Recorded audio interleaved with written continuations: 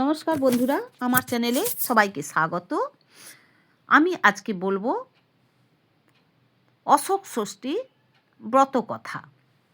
বাংলার সমাজে দেখতে পাওয়া যায় শিশুদের জন্মের 6 দিনে ষষ্ঠী পূজা শুরু হয়, আর 21 দিনে এবং 6 মাসে অন্নপ্রাশনের আগের দিন খুব ঘটা করে ষষ্ঠী পূজা হয়। সে বিষয়ে পরে বিশদে আলোচনা করব। বাংলার বিভিন্ন স্থানে ষষ্ঠীর ব্রত সারা বছর ধরে পালিত হয়, অর্থাৎ মেয়েরা প্রতি মাসে ষষ্ঠীর ব্রত পালন করেন। শিলা বসাক তার বাংলার ব্রত পার্বণ গ্রন্থে বর্ণনা করেছেন, বাংলার বিভিন্ন স্থানে 12 মাসে 12 ষষ্ঠীর ব্রতের প্রচলন আছে। আমি আজকে বলবো ফাল্গুন মাসে অশোক ষষ্ঠী ব্রতের কথা।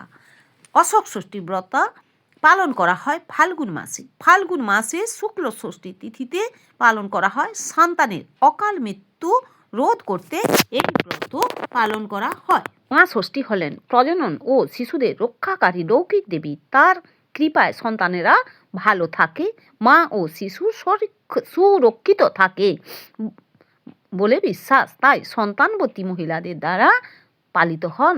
সন্তানের সুস্থ ও সুরক্ষিত রাখতে চান যারা, তারাই এই ব্রত পালন করেন। আমি আগেই বলেছি অশোক ষষ্ঠী পালন করা হয় ফাল্গুন মাসের ষষ্ঠী তিথিতে, শুক্লপক্ষের ষষ্ঠী তিথিতে।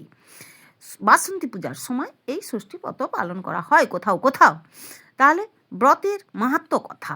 সন্তান প্রাপ্তি এবং তাদের মঙ্গল কামনায় এই ব্রত পালন করা হয়। এই ব্রত পালনের মাধ্যমে জীবনে সুখ, শান্তি এবং পরিবারের কল্যাণ লাভ হয়। ব্রতের প্রচলিত কাহিনীটি নিম্নরূপ। প্রাচীনকালে এক মুনি অশোক বনে বাস করতেন।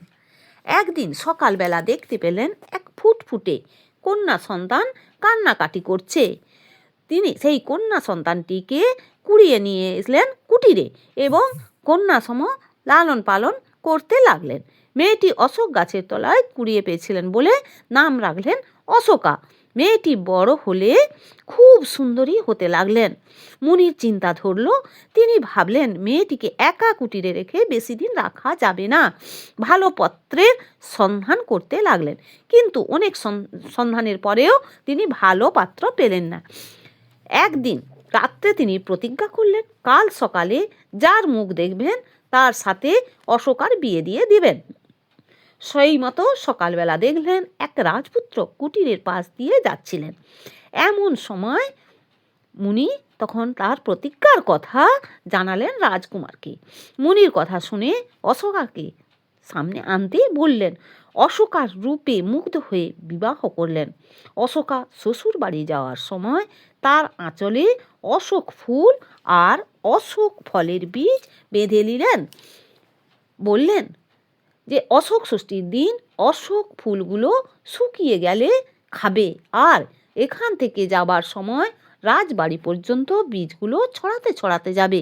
যদি কোনো দিন বিপদে পড়ো তাহলে অশোক গাছের সারি বরাবর আমার কাছে চলে আসবে, আর মনে করে অশোক ষষ্ঠীর দিন কোনো অন্ন খাবে না। রাজবাড়িতে রাজপুত্র ও রাজবধূকে বরণ করে ঘরে তুললেন।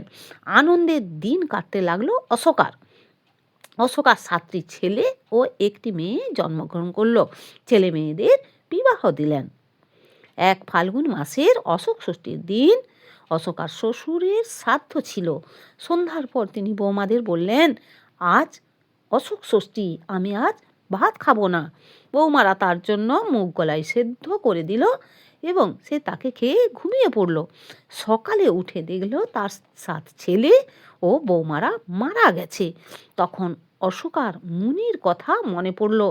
দেখুন সেই অশোক গাছের সারি ধরে ধরে মুনির আশ্রমে পৌঁছালো এবং কান্না করতে করতে সমস্ত খুলে বললেন।